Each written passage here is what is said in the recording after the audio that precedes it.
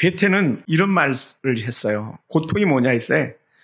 고통이 남기고 간 뒤를 보라. 고난이 지나면 반드시 기쁨이 스며든다라고 했습니다.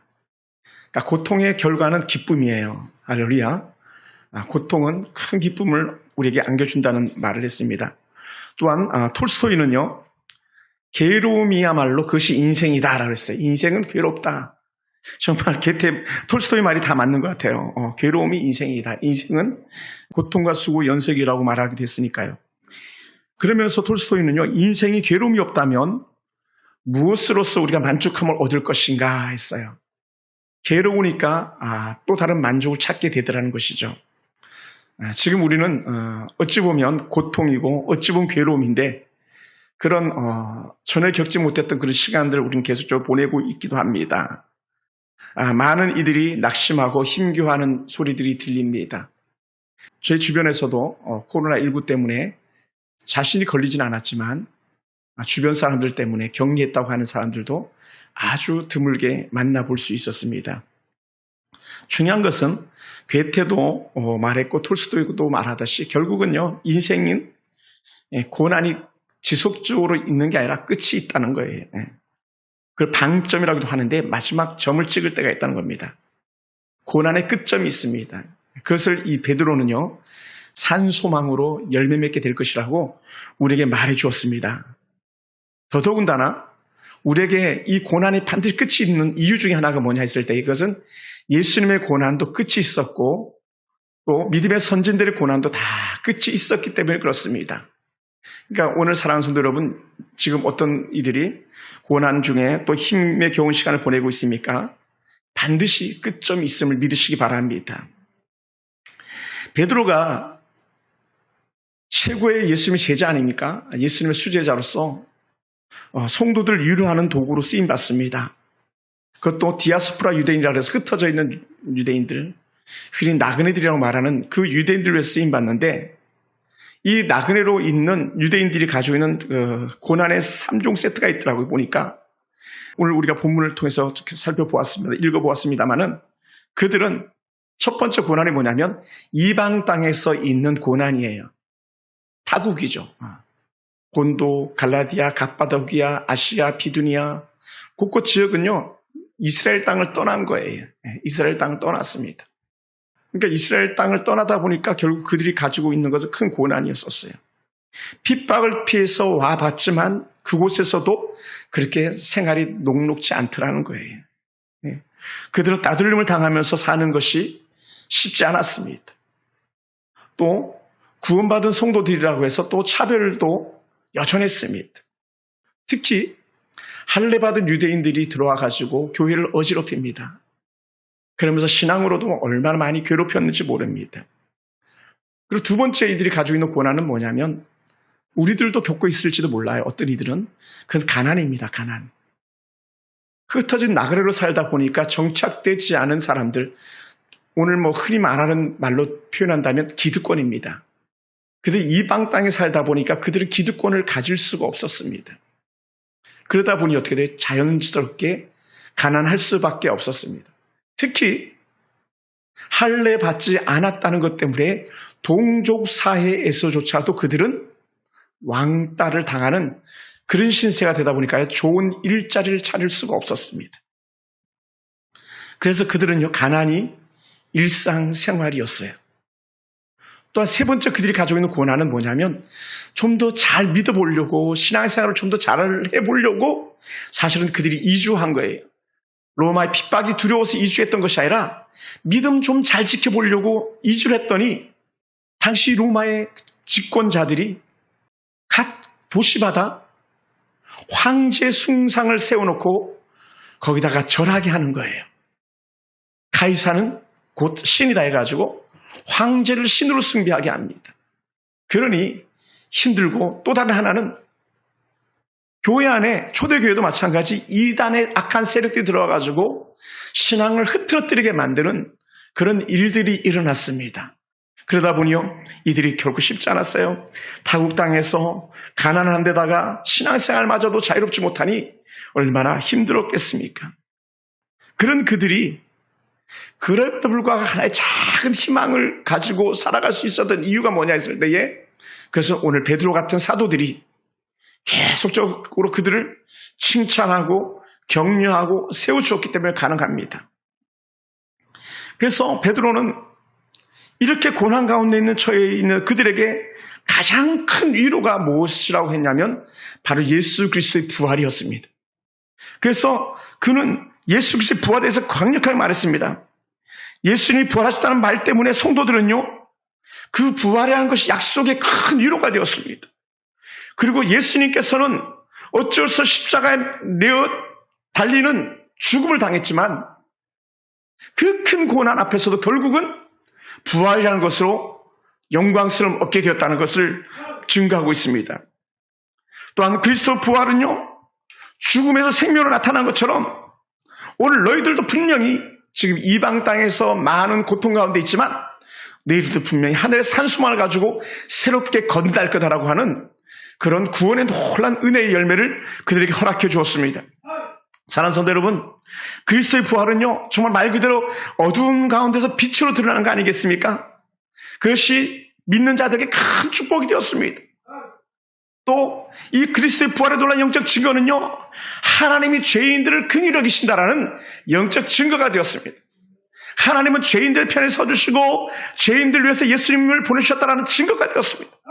그리고 이 하나님은요, 긍휼히 여기시는 죄인들 위해서 예수님을 죽이신 것만이 아니라 다시 살리시고 이 땅에 보내주실 것이라는 약속을 그들에게 안겨주었습니다.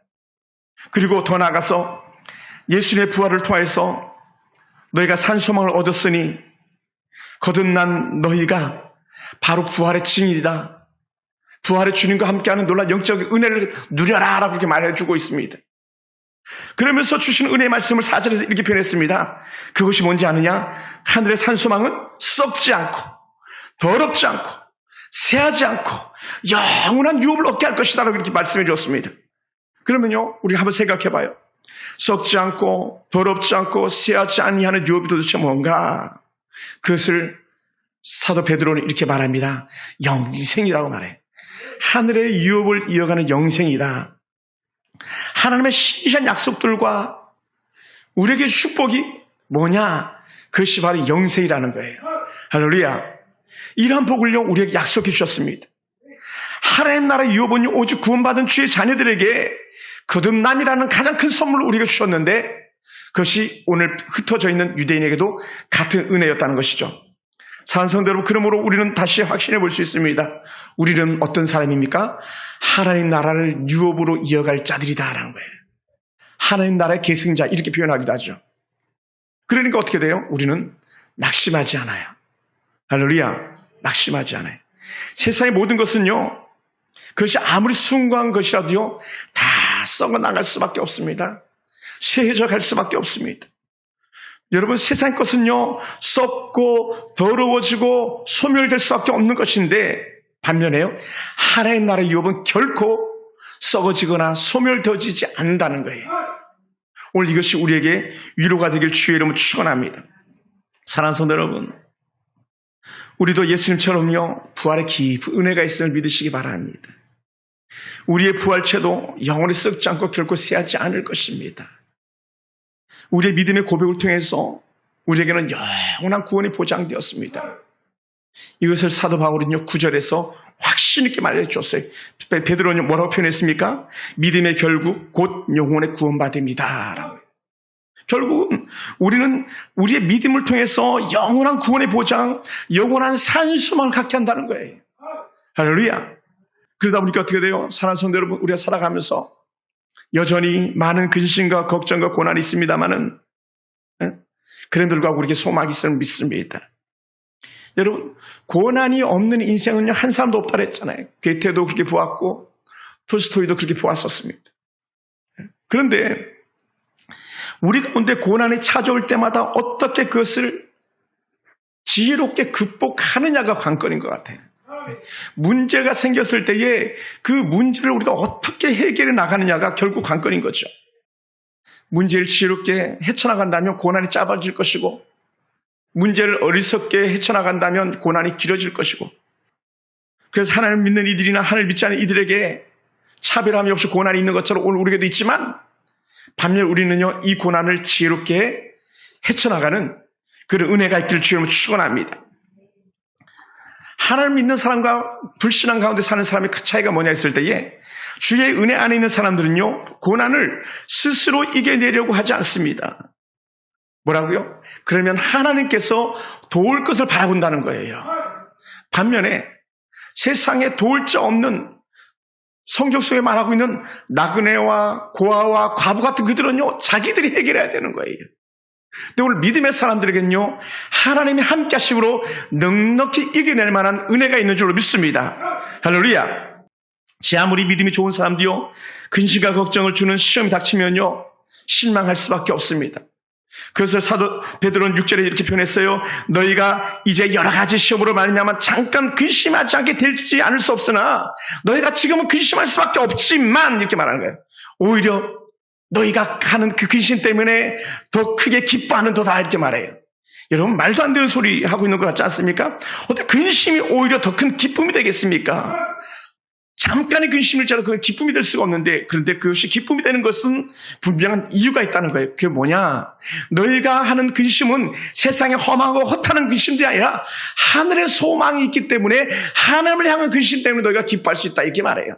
여러분 우리는요, 어찌 보면 구차하게 세상 살면서 좀 더 잘 먹고 잘 살고 좋은 집에 살기 위해서 몸부림치는 그런 사람들이 아니라 우리가 하는 근심은요, 세상 사람들이 가지고 있는 두려움의 근심이 아니라 우리가 어떻게 하면 하나님을 더 기쁘게 할 수 있을까, 하나님을 더 즐겁게 살 수 있을까에 대한 그러한 근심이 되기 때문에 잠깐이라고 말하는 거예요. 그러니까 이 흩어진 나그네들이 가지고 있는 게 뭐라 그랬어요? 신앙을 더 잘 지키려고 본도, 갈라디아, 갑바도기니아, 비두니아 이런 지역으로 갔다 그랬잖아요. 그렇게 아시아로 갔다 그랬잖아요. 이 고난은요, 우리와 차원이 다른 거예요. 어찌 보면요. 그래서 이런 하늘의 산소만을 가지고 있으면서 당하는 고난에 대해서 이렇게 표현합니다. 성도들은 고난을 통해서 연단을 통해서 재림의 소망을 갖게 한다라고 그렇게 말씀해 주고 있어요. 그것을 7절에서 표현하고 있습니다. 우리 7절을 같이 한번 읽어볼까요? 7절입니다. 7절 너희의 시작. 너희의 믿음의 확실함은 불로 연단해도 없어질 금보다 더 귀하여 예수 그리스도께서 나타나실 때에 칭찬과 영광과 존귀를 얻게 할 것이니라. 할렐루야. 그러니까 우리가 갖는 근심은 전혀 차원이 달라요. 차원이 달라요. 우리가 하는 근심은요, 불로 연단해도 없어질 금보다 더 귀한 거라는 거예요. 여러분, 금은요 가장 귀한 거 아니겠습니까? 그런데 너희가 가지고 있는 믿음은 금보다 더 귀하단다. 그러니까 우리 찬양하잖아요. 손에 있는 부귀보다 주를 더 사랑하는가 그러잖아요. 금보다도 또 더 사랑하는가 봐. 재림나팔 소리 나면 예비할 자 있는가? 오늘 베드로가 바라본 게 그거예요. 너희의 믿음의 시련은 금보다 더 귀하다. 할렐루야. 여러분, 금은요, 용광로 안에 들어갈 때, 풀무 안에 들어갈 때에 순금으로 정제돼서 나오는 거예요. 고난은요, 성도가 성도인 것이 증명되어지는 그런 시간인 거예요. 할렐루야. 이것이 우리에게 기쁨이 되기 원합니다. 이것이 우리에게 위로가 되기 원합니다. 그러니 성도의 믿음 고난은요, 오히려 내가 더 깨끗한 믿음으로, 내가 더 정결한 믿음으로 나오는 그런 영적인 시간이라는 거예요. 그러니 오늘 우리에게 큰 위로가 되는 줄로 믿으시기 바랍니다. 그러니 고통조차도 두렵지 않은 거죠. 할렐루야. 여러분, 정말 그런 것 같지 않습니까?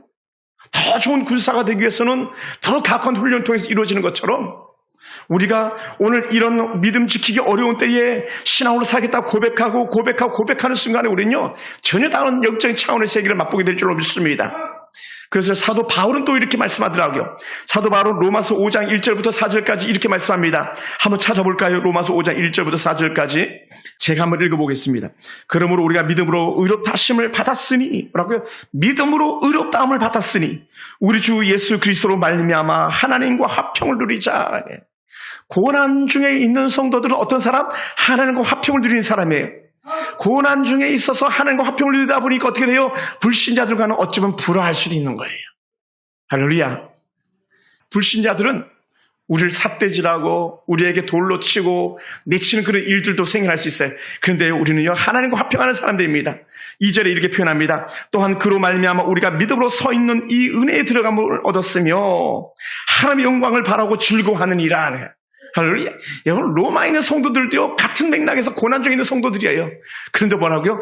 하나님께 주신 은혜 가운데서 영광을 바라고 즐거워하고 하나님 은혜 풍성을 누리면서 기대하면서 달려가고 있다는 거예요. 언제요? 고난 중에, 고통 중에 여전히 주를 바라고 또 바라며 달려간다는 거예요. 그러면서 3절에 이렇게 표현합니다. 다만 이뿐 아니라 우리가 환난 중에도 즐거워하나니. 아멘. 여러분, 말도 안 되죠. 사실은 누가 환난 중에 즐거워하겠습니까? 고난 중에 어떻게 즐거워하겠습니까? 그런데요, 그렇게 말해요. 환난 중에도 즐거워하나니 이는 환난은 인내를, 인내는 연단을, 연단은 소망을 이루는 줄 알미니라. 소망을 이룬다는 거예요. 그것을 사도 베드로는 뭐라고 표현했냐면요, 이 소망을 산소망이라고 말했어요. 왜냐, 예수 그리스도께서 죽었다 살아나신 것에 대한 영적인 강력한 에너지를 갖다 집어넣는데 그 단어가 바로 소망이, 살아있는 소망이라는 거예요. 오늘 우리에게 이런 영적 거룩한 확신이 임하기 원합니다. 할렐루야. 할렐루야. 세상에 화평한 이가 아니라 우리 하나님과 화평하는 삶 되기 원합니다. 하나님과 화평을 누릴 때에 우리 세상에 어떤 고난도 하나님과 우리 사이를 끊을 수 없다고 말했습니다. 환난이나 핍박이나 기근이나 공고나 위험이나 적신이나 칼이나 아무것도 끊을 수 없다고 로마서 8장에 우리에게 말씀해 주었었거든요. 할렐루야. 그러면서 돌아가서 말합니다. 그러므로 우리는요, 한번 따라해 볼까요? 하나님, 환난도 두렵지 않습니다. 아멘. 제가 오래전에 한번 소개한 적이 있었잖아요. 그죠? 제가 방배동 경찰서에서 유치장이죠. 하룻밤을 잤던 적이 있었습니다. 저만 잤던 것이 아니라 기네스북에 올라갈 만큼 많은 숫자들이 같은 날에 서울 각곳 경찰서 유치장에 다 수감됐던 적이 있었어요. 충신대학교 신학대학원, 대학원 교수님들, 대학원 학생들, 그다음 충신대 대학생들이 거의 한 10명 중에 7, 8명은 다 수감됐던 적이 있었습니다. 왜냐? 충신대를 크게 탄압하는 그런 일들이 있었거든요. 총신대를 가로질러 가지고 터널을 뚫겠다고 그랬었어요. 기도동산을 갖다가 없애겠다고 그랬어요. 그래가지고 우리가 한때 동작구청 앞에 데모했던 적이 있었는데 그때 모든 학생들이 순수하게 수감되었던 그런 적이 한 번 있었습니다. 그게 근거가 남아있는지 어쩐지 모르겠습니다만 남아있겠죠, 아무래도. 근데도요, 그때 지하 유치장에 있었지만 교수님들과 밤새도록 하나님 얘기를 했고 교수님과 밤새도록 하나님 놀라 은혜 갖다 나눴었습니다. 방배동 경찰서 서장님이 그때 당시 집사람이었었어요. 아니, 전사님들이 이렇게 오시면 어떡합니까? 교수님들이 이렇게 오시면 어떡합니까? 하면서 그냥 수감되어 있는 그 수감자들에게 다 통닭을 갖다가 다 막 선물해 줘가지고 통닭을 갖다가 그 주치장에서 먹으면서 그렇게 지냈던 적이 있었습니다. 근데 그게요, 고난이라고 생각했던 적이 단 한 번도 없었습니다. 그리고 결과적으로요, 그곳에 학교가 보존될 수 있었어요. 터널이 생기지 않았습니다. 지켜낼 수 있었어요. 만약에 그때 그러지 않았다면 총신은 반으로 갈라졌을 것입니다. 사랑하는 성도 여러분, 믿음은요, 두려움조차도 걷어내는 것입니다. 믿음의 실현은요, 우리를 하나님의 자녀가 되는데 순수함을 가려내준 정제 역할을 한다는 거예요. 그러니까 교회도 마찬가지인 것 같아요. 교회도 정말 온전한 그리스도인으로서 영적인 충성스러움을 일구는요, 교회가 환난 때에 드러난다 그랬어요. 교회가 환난 때에. 편할 때 드러나는 것이 아니라 교회가 환난 때에. 진짜 효자, 효녀는요, 엄마 아빠가 고난중에 처해 있을 때 진짜 효자인지 효녀인지가 드러나는 것처럼 교회도 마찬가지. 더더욱 우리 신앙도 더욱더 마찬가지가 아닐까 생각되어집니다. 믿음의 시련이 없이는요, 하나님의 자녀로서 순수함을 가질 수가 없기 때문에 그렇습니다. 믿음의 시련이 있기에 기도하게 되고 하나님을 가까이 하게 되고 잘못한 것들을 회개하게 되고 또 용서받아 구원의 감격 속에 거하게 되기 때문에 그렇습니다. 사랑하는 성도 여러분, 그러면서 우리 한번 질문해 보기 원합니다. 나는 부활하신 예수님을 바라보면서 땅의 것이 아니라 하늘의 산소망을 바라보고 살아가고 있는가? 우리 눈에 보이지 않는 것, 하늘의 영적인 보화보다 우선 눈에 보이는 것이나 이 땅의 이 세상의 것에 마음족을 두고 살아가고 있지는 않는가? 우리가 한번 질문해 보게 됩니다. 저는 오늘 지금 이 자리에 계신 분들은요, 어느 누구도 예의 없이 하나님, 나는 이 땅의 삶의 목적이 아니라 하나님 나라가 내 목적입니다, 이렇게 고백하는 분들이 오신 줄로 믿습니다. 할렐루야. 저도 그렇고 여러분도 그런 줄 믿어요. 이런 삶의 목표에 관해서 헛되다고 말하는 이가 있습니다. 어떤 것이요? 땅의 것이요. 땅의 것을 목적으로 사는 사람들의 삶이 결국은 헛된 거였었어. 그러니까 너희들 땅의 것이 아니라 위의 것을 바라보고 살아야 돼 하면서 세상에서 모든 걸 다 누렸던 사람이 했던 말이 있습니다. 그것이 뭐냐면 바로 이런 거예요. 야, 이 세상 것 살아보니까 헛되대, 이렇게 말해요. 솔로몬은요, 세상에 가장 많은 부귀와 영화와 권세를 누린 사람입니다.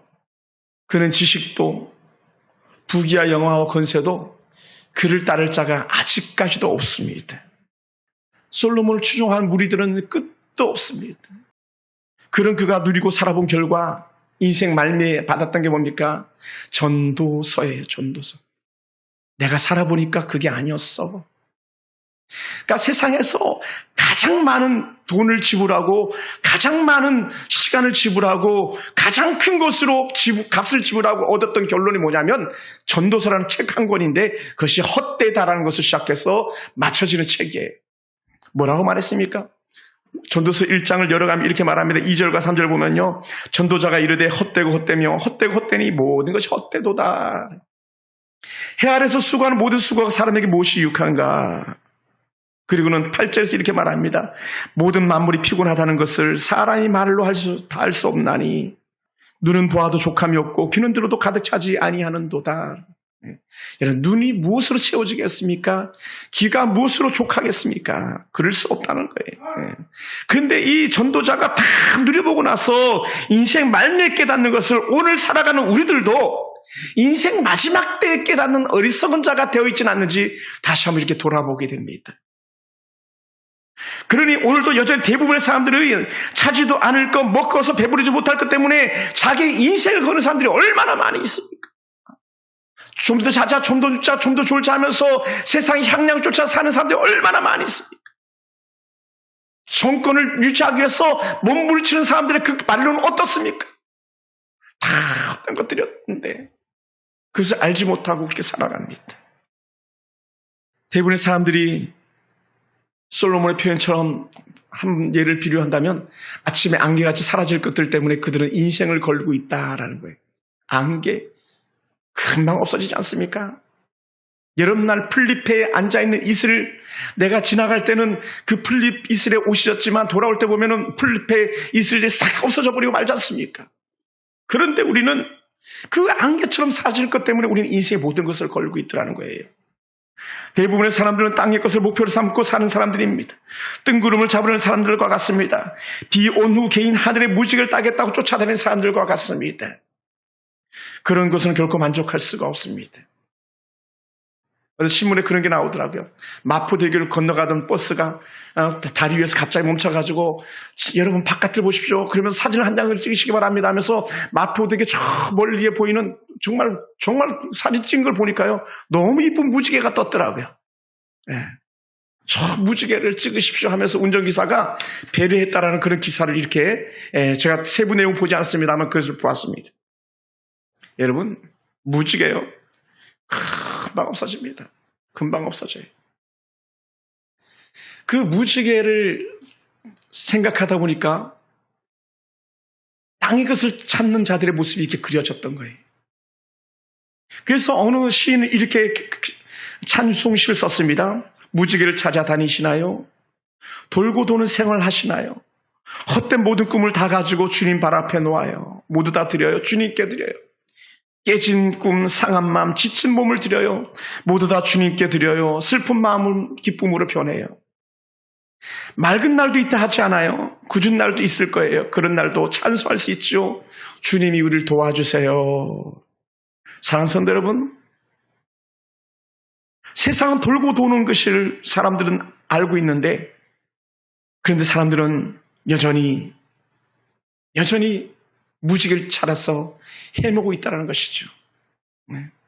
변하지 않을 줄 알았던 사람들 마음이 변하고 사라지지 않을 것 같았던 물질이 사라져버리고 깨어지지 않을 것 같은 가정이 깨어지고 내 인생은 나이 먹을 줄 몰랐는데 나는 어느 틈에 나이를 먹어서 주님 나라 갈 날이 차오르고 있는 그런 사람들을 볼 때에 여러분의 마음은 어떻습니까? 우리의 처한 환경도 법의 테두리 안에서 제도도 수시로 변하고 주어진 상황에 따라 달라지는 모든 것들을 바라보면서 우리는 변하지 않는 것 하나뿐인데 그것은 산소망을 가진 우리의 믿음이다라는 거예요. 할렐루야. 여러분 믿음이 변하지 않아야 됩니다. 다 변화가지만 우리의 믿음만은 결코 변치 않게 되길 주님은 축원합니다. 우리가 믿었던 사람들은 변할 수밖에 없습니다. 우리가 가지고 있는 환경들 변할 수밖에 없습니다. 세상의 처체에서 들리는 소문들이 얼마나 흉한 소문들이 많이 있습니까? 여러분 캘리포니아의 화재는요 예년에 비해서 훨씬 더 큰 화재가 일어나서 지금 아직도 끄지 못해서 안달을 하고 있잖아요. 캐나다의 화재요. 중국은요 윈난성 저는 어딘지도 모르겠습니다만 천년에 한 번 올 홍수가 와가지고 3층 건물 높이까지 물이 차올라가지고 3층 창문 틀에 물이 걸려 있잖아요. 차 수백 대 수천 대가 막 물에 떠내려가고 인명이 실종되고 어디도 안전한 지대는 없습니다. 우리에게 안전지대는 어디에도 없습니다. 그럼 우리는 하나님 한 분밖에 없는 거예요. 한 소경이 어디가 길이며 어디가 생명이냐 찬송 부르면서 주님을 따라왔던 것처럼 오늘 우리가 다시 고백해야 됩니다. 어디가 길이냐 어디가 진리냐. 사랑하는 성도 여러분 우리의 가장 안전한 곳은요 영원한 산소망 부활하신 예수님 따르는 길밖에 없습니다. 예수 그리스도 한 분뿐이 우리에게 소망을 줄 수가 없습니다. 우리는 오직 예수 그리스도만이 우리의 소망이 되심을 믿고 살아가는 그런 삶인 줄로 믿습니다. 부활하신 주님은 40일 동안 이 땅에 머무시면서 수많은 사람들에게 부활체로 나타나 보이셨습니다. 막달라 마리아에게 나타나 보이셨고 엠마오 제자들에게 나타나 보이셨고 11 제자에게 나타나 보이셨던 그 주님께서 500여 명에게 일시에 보이셨던 그 부활의 주님을 우리는 믿고 따라가는 사람들입니다. 할렐루야. 사랑하는 성도 여러분 예수님의 부활만큼이나 더 좋은 은혜가 어디 있겠습니까?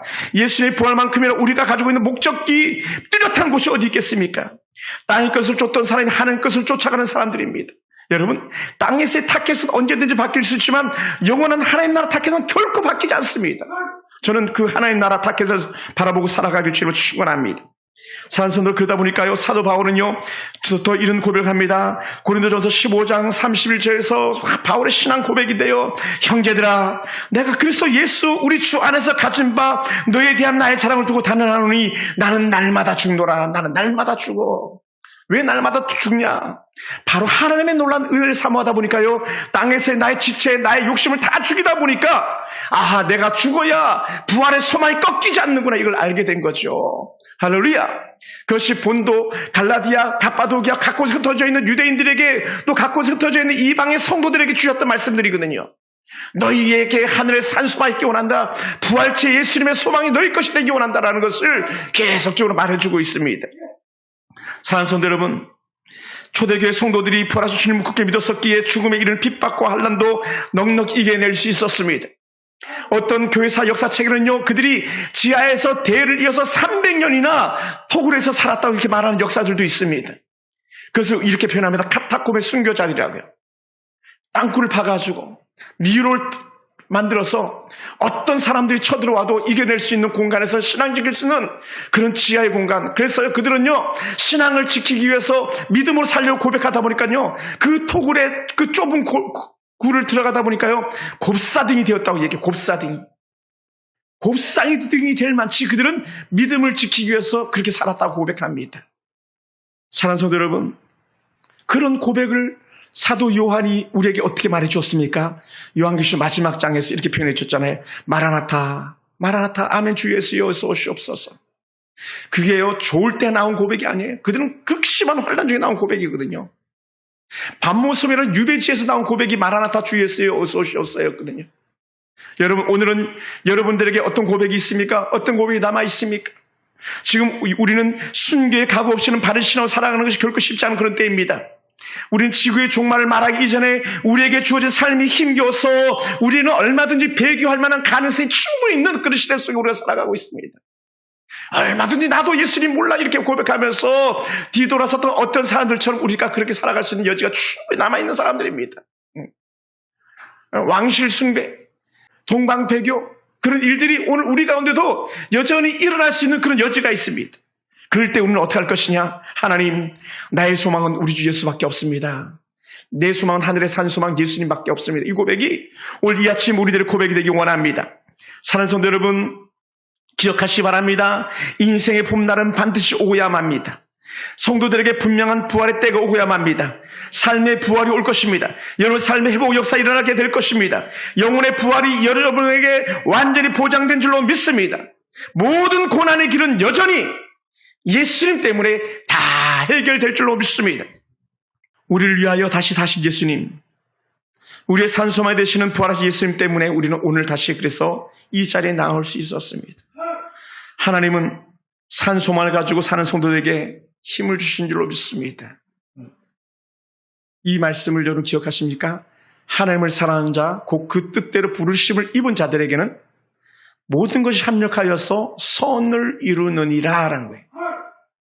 여러분, 지금 고난 가운데 하나님을 찾는 이들에겐요, 모든 것이 선을 이루어나가는 은혜가 있는 줄 믿으시기 바랍니다. 더 나아가서 하나님은 산소망을 가지고 기도하면서 오늘 견디는 이들에게 역사하시는 분이에요. 하나님은 산소망을 가지고 낙심하지 않는 이들에게 여전히 내일의 행복을 허락해 주시는 그런 하나님인 줄로 믿습니다. 여기서 끝나는 거 아니에요, 여러분. 여기서 마침표를 찍지 않습니다. 분명히 우리에게는 더 나은, 오늘보다 분명히 더 나은 내일이 있음을 믿습니다. 고난 우리의 신앙의 터를 다지는 시간입니다. 차가운 겨울에 나무가 더 단단해지듯이, 차가운 겨울에 뿌리가 더 깊이 내리듯이 오늘 고난이 우리의 신앙을 더욱더 견고하게 하고 내 구주 예수만 더욱 사랑, 이런 고백이 우리 귀에 또 들려지기 원하고 우리 입술에 고백되어지는 은혜가 있기 원합니다. 더 나아가서 이 고백이 저와 여러분을 고백되기 원합니다. 우리가 살아도 주를 위하여, 죽어도 주를 위하여. 그럼 우리가 사나 죽으나 다 주를 위하여서다 고백하는 고백이 우리의 고백되기 원합니다. 왜냐하면 여전히 우리 소망은 예수이기 때문에 그렇습니다. 부활하신 주님을 믿고 크고 작은 고난을 이겨내고 부활의 신앙 꽃을 활짝 피우기를 주의로 축복합니다.